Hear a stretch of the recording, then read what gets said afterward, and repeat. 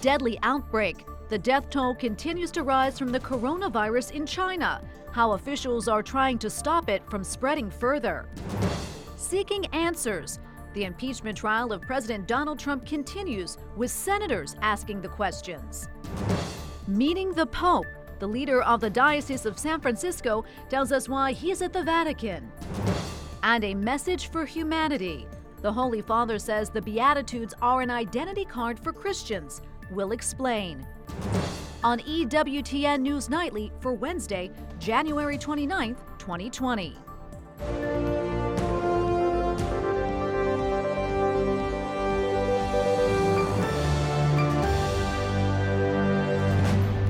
Good evening. Thanks for joining us tonight. I'm Tracy Sable. We will have the latest in the impeachment trial of President Donald Trump coming up, but we begin this evening with the coronavirus and word from the World Health Organization today that the whole world needs to be on alert and be ready for any new cases of the deadly virus, which has killed more than 130 people. 5,974例，现有重症病例。 This comes as China's National Health Commission confirms close to 6,000 cases of the coronavirus in that country, more than 1,200 of them severe. The outbreak has killed at least 132 people on China's mainland. Earlier today, a U.S. government chartered plane carrying more than 200 diplomats from its consulate in Wuhan, the epicenter of the outbreak, touched down on American soil. Those evacuees will now undergo health screenings here in the U.S. While not yet formally declared a global health emergency, the outbreak of the coronavirus is making headlines around the world. And joining me now to talk about the coronavirus is Dr. Robert Tabali. He is an infectious disease specialist and a member of the Catholic Medical Association. Dr. Tabali, thanks so much for joining us. It's my pleasure to be with you tonight. Well, let's talk about the coronavirus. What are the symptoms and how is it spread? Well, right here now in the United States, we don't have actual spread of the coronavirus, but it's a little bit different than influenza. Influenza is very rapid and sudden in onset. You feel like a truck hits you, high fevers, chills, muscle aches. The coronavirus basically starts out with a very low-grade symptoms, including some fever and some cough and some shortness of breath. It then progresses. But influenza is much more fulminant or aggressive in its onset as compared to the coronavirus. As an infectious disease specialist, what are the challenges in containing a virus like this? Well, it's what we don't know. We'll know more about the virus in the weeks and months to come, but right now we're just learning information about how the illness is transmitted. It's just been a few days that we understand that the incubation period is 14 days, and early in the incubation period, people may actually be infectious for the virus and could transmit it to other unsuspecting individuals. In fact, in Japan, today was confirmed the first dose of a person-to-person transmission of coronavirus in someone who has no known contact with any Chinese national or being in China. So as far as I know, that's the first transmission in the world of person-to-person transmission outside of China. How concerned should we be here in the U.S. about contracting the coronavirus? Well, right now, very low concern unless you just return from China, especially the Wuhan area, or you're in contact with people who similarly came from China. But right now, the general population of the United States should be much more concerned about catching influenza or some other normal wintertime contagious illness, not the coronavirus. Now, that being said, I do tell my patients not to be an alarmist, but everyone should be prepared for having a week's worth of food at home. We don't know if we're going to get snow and lose power for a period of time. You want to be prepared, but you should not be anxious or panicked about this virus at this time. In the weeks to come, in the months to come, we may find this virus taking a foothold here on the continental United States, but right now there is no person-to-person transmission occurring here in the U.S., and there's only been, I think, 5 or 6 cases in the United States, and we're a nation of 330 million people, and the risk for any citizen here in the U.S. contracting it is extremely low. It's virtually non-existent. We've seen the videos of people lining up and they were wearing those masks, those face masks. Are they helpful? Well, they're helpful for things like influenza, but it appears that the coronavirus may be transmitted not only into the mouth region by breathing in, but it may be transmittable to the mucosa on the eyes. And so if you came in contact with a mist expelled by someone, either coughing or so on, and got a droplet in your eye, you could acquire this infection. And therefore, in China, people are wearing goggles of some sort of fashion or a full face mask to protect them from acquiring the illness from another person. Dr. Tabali, before we leave, one quick question. There have been a number of deaths in China from the coronavirus. Are there any plans for a vaccine? And if so, how quickly could that vaccine be turned around? Well, Johnson & Johnson's already announced that they believe that they can develop a vaccine fairly quickly. There's been vaccine research into previous coronaviruses, the SARS virus back in the early 2000s, and then the Middle Eastern respiratory syndrome, which was far more deadly than the SARS virus. So depending on the genetic makeup of this virus, they may be able to develop a vaccine fairly rapidly, but very rapidly would be less than a year. It's breathtaking the speed at which medical discovery occurs these days, and they can genetically decode this virus very rapidly, and I believe that's already been done, but it hasn't been announced. So we won't have a vaccine for many months at the very minimum, and that would be a very, very rapid vaccine development. Okay. Well, Doctor, thank you so much for joining us. Dr. Robert Tabali, an infectious disease specialist and a member of the Catholic Medical Association. Thanks so much for joining us. Thank you very much. Officials in Yemen say there has been a dramatic escalation in fighting between the Saudi-led military coalition and Houthi rebels. The violence has killed and wounded hundreds of people over the past week. The U.S.-backed Arab coalition is seeking to restore Yemen's internationally recognized government. Syrian government forces have captured the largest and most important rebel-held town in the northwest part of the country. Footage from Syrian television showed Russian-backed troops advancing against insurgents in Idlib province. The push came as Syrian forces also were advancing against insurgent positions near the city of Aleppo. The government forces have been on the offensive for more than a month. The United States may be pulling back some of its troops from Africa, and international partners are worried. That's because there has been a rise in extremist violence across the continent. Militants with links to al-Qaeda and the Islamic State have carried out increased attacks in the past 6 months. The United States has 6,000 troops in Africa.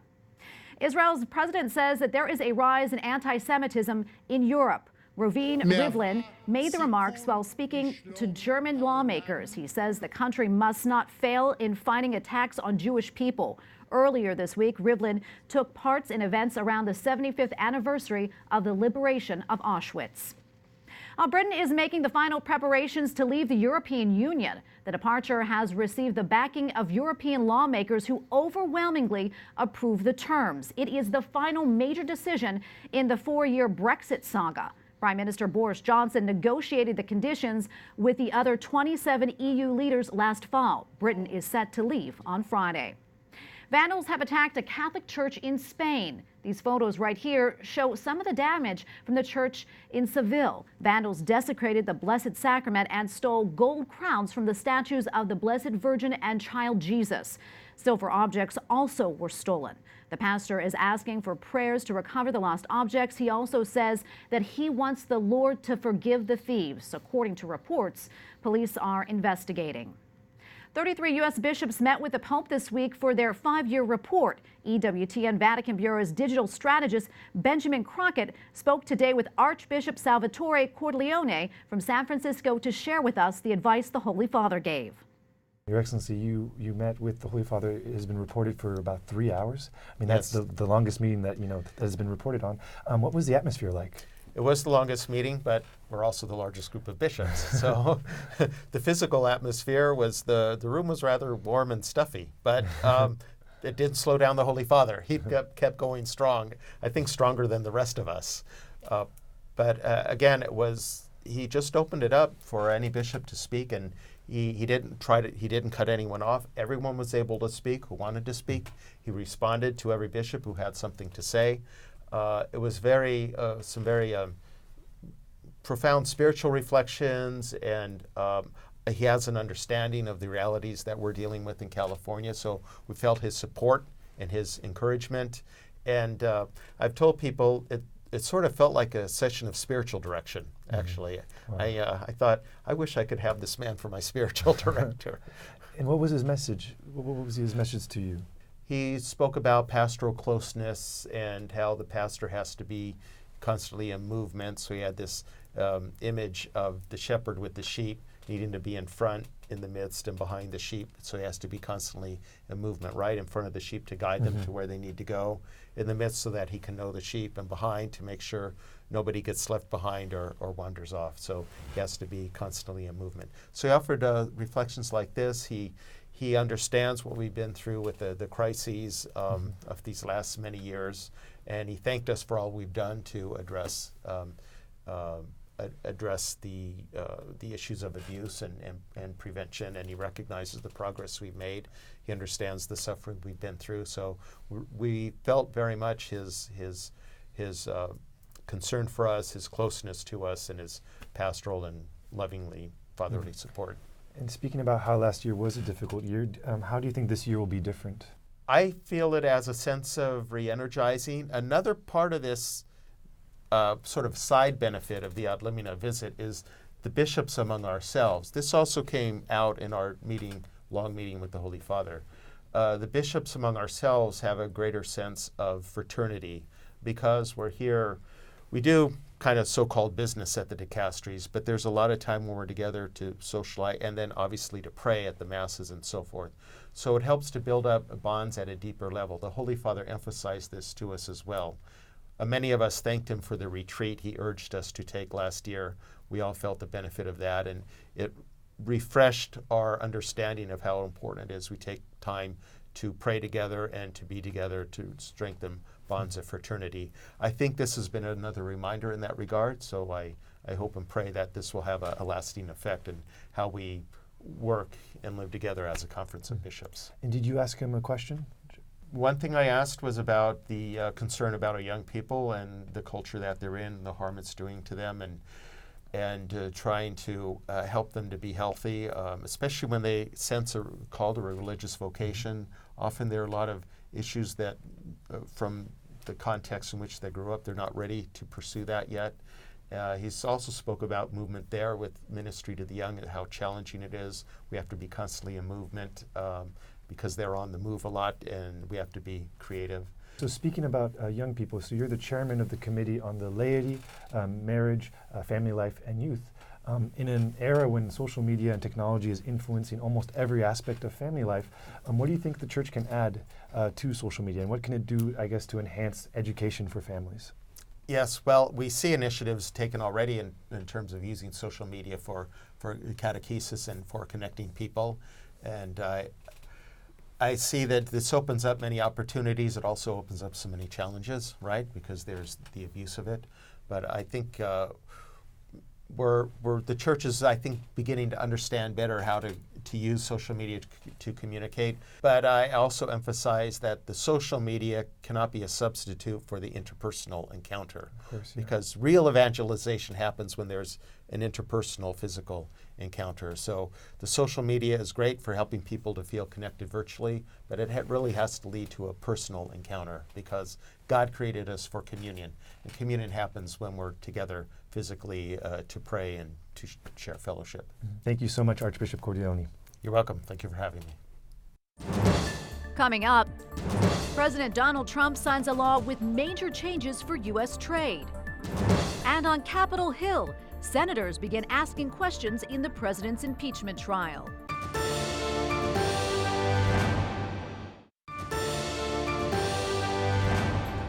President Donald Trump claimed a major victory today. He signed a new trade deal with Canada and Mexico. He says that it is one of the main reasons he ran for president in the first place. White House correspondent Mark Irons reports. Mark?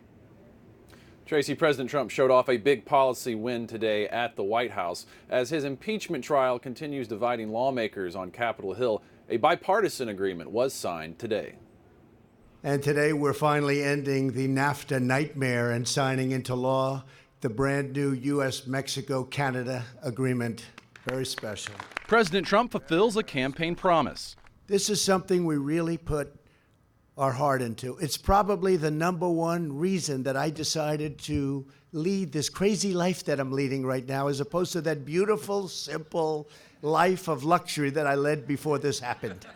The president's signature today is a key step in replacing NAFTA with USMCA. The trade deal modernizes America's relationship with Canada and Mexico. This is a colossal victory for our farmers, ranchers, energy workers, factory workers, and American workers in all 50 states, and you could almost say beyond. While President Trump focuses on trade, senators on Capitol Hill raise questions about his impeachment. They must decide whether to call new witnesses at his trial. The president now says he's against it, writing, "No matter how many witnesses you give the Democrats, no matter how much information is given, like the quickly produced transcripts, it will never be enough for them. They will always scream unfair. The impeachment hoax is just another political con job." The president also blasted Democrats at a campaign rally last night in New Jersey. Trying to overthrow the last election, and we will make sure that they face another crushing defeat in the next election. We are going to have a victory that's even greater than 2016. The president will host another campaign rally tomorrow night in Iowa, just days before voters in that state will hold their caucuses. On the way there, he'll stop in Michigan to celebrate today's bill signing. Tracy. White House correspondent Mark Irons. Thanks, Mark. President Donald Trump's impeachment trial shifts to a new phase. Questions from senators. It marks a pivotal juncture as Republicans say they lack the votes to block witnesses in their hope of ending the trial with a quick acquittal. Catholic News Agency's Matt Hadra reports now from Capitol Hill. Matt? Good evening, Tracy. Democrats want to hear from 4 witnesses, chief among them, former National Security Advisor to the President John Bolton. Republican Party leaders, however, warned GOP senators that calling on Bolton to testify as a witness could delay the president's expected acquittal. But for now, senators submit their written questions to be read by Chief Justice John Roberts. I send a question to the desk on behalf of myself, Senator Murkowski, and Senator Romney. This is a question for the counsel for the president. All senators now have the opportunity to ask questions. They grill both the House Democrats prosecuting the case and the Republican president's defense team. This part of the trial will be the first unscripted, semi-spontaneous part. So there may be some unexpected responses because some of our questions are going to be really tough for the president's team to answer. Democrats keep up their push for new witnesses, especially former National Security Advisor John Bolton. There's no potential way that this president can stop John Bolton from testifying. Democrats need 4 Republicans to join them for it to happen. Now, I remain hopeful that 4 Republican senators will join us in supporting witnesses and documents in this trial. It's an uphill fight, as I've always said, but the public is on our side, and truth, above all, is on our side.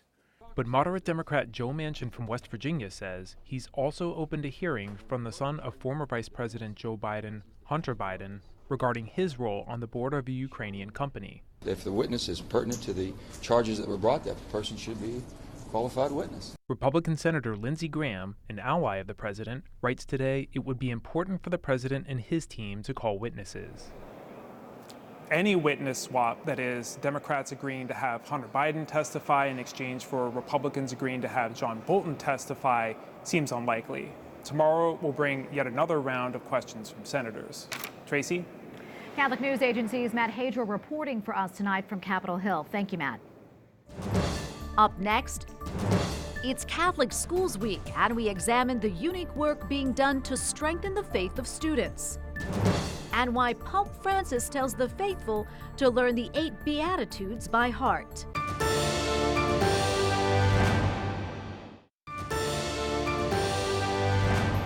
National Catholic Schools Week is underway. The annual celebration, sponsored by the National Catholic Educational Association, highlights the unique role of Catholic schools in providing exceptional instruction rooted in the Catholic faith. Joining me now is Dr. Joseph Vorbach III. He is Superintendent of Schools for the Diocese of Arlington.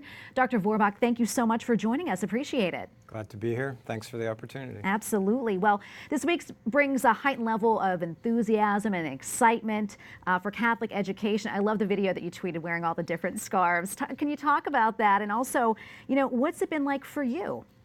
Well, thanks. I did already have a Bishop O'Connell High School tie from my years working there, but it happens that over the March for Life, I acquired the 3 other scarves, and I brought them home and hung them on the banister. And I said to my wife, I was looking, our schools have great spirit, and I was thinking, was there something I could do using my Twitter account to sort of highlight that as we get going at the beginning of the week? So I came up with that idea, and it was just kind of a fun way to get things started. Absolutely. What kind of response did you get? More than I would have expected. Yeah, it's gotten a lot of views, and it's fun. I've been out traveling around the diocese this week, some visits on my own, some with the bishop, and gotten some good comments from it. So. That's so great. Well, I know you've been on both sides of the desk. You've been a student, you've also been the head of school, and now you're superintendent. What do you see as the unique value of a Catholic education? Well, ultimately, it's the Catholic identity of our schools that we can offer an outstanding education and provide it on a foundation of our Catholic faith. Can you talk about the success rates, the percentages of students that go on to a higher education? Our students from our high schools are doing incredibly well. Essentially, virtually all of them are going off to college. Last year, the 4 high schools in our diocese, the students graduating from there earned $92 million in scholarships. And so they're succeeding. They're scoring above national averages, well above national averages on standardized testing. That's great. That's great. Well, can you talk about the importance of teachers integrating Catholic values and academic excellence? It's critical, really, and it's been my experience that the greatest success in terms of how schools are, as people come to seek out our schools, they are doing so because they have high confidence that that's what's happening in the schools. So there's a lot of things we can do as administrators and the central office kind of perspective to strengthen the way we go about not only finding our teachers, but also then supporting them and providing them with what they need so they can do exactly that. How about families? Can you talk about the importance of families, in a Catholic education? Yeah. Well, families are critical to the success of our schools, and we see that particularly, in the smaller parish schools. It's really particularly very noticeable almost from the minute you get there. But at all levels or sizes of our schools, you feel it immediately, and there's a great investment that the families have made, and it's a great partnership. They are the first educators of their children, and they're asking us to help them in that by providing that Catholic education, and so they're critical. Yeah, and for some families, they may want to give their children a Catholic education, but cost can be a barrier. Is there any way that they can help provide the education for their children, their scholarships or any additional funding? There are. In our diocese, through assistance that's generated in the parishes and through other sources, including scholarship opportunities for specific different types of students. We were able last year to offer $6.2 million worth of need-based tuition assistance. And that is a big number, and we'd love to do more. Okay. And we'll keep trying to do more. Oh, we love that. Thank you so much. We really appreciate you joining us. It's great to be with you. Thank you. Thank you. Dr. Joseph Vorbach, the 3rd Superintendent of Schools for the Diocese of Arlington. Thank you again. Thank you. Pope Francis says the Beatitudes are like an identity card for Christians. At his weekly talk with pilgrims at the Vatican, the Holy Father says the Sermon on the Mount can lead everyone to joy. He asked the faithful to learn the 8 Beatitudes by heart. Doing so, he says, will lead us to go beyond our limitations and experience the power of God. To view the 8 Beatitudes, you can visit my Twitter page at Tracy Sable DC. And finally tonight, today is the feast of the founder of the Congregation of St. Michael the Archangel. Blessed Bronislaw Markiewicz was born in 1842 in Poland. He devoted his life and work to disadvantaged children in that country and often asked them to seek help from St. Michael the Archangel. He was proclaimed blessed by Pope Benedict XVI in 2005. And we thank you for watching tonight. For the entire EWTN News Nightly team, I'm Tracy Sable. We're back tomorrow with more news from a Catholic perspective. Good night and God bless.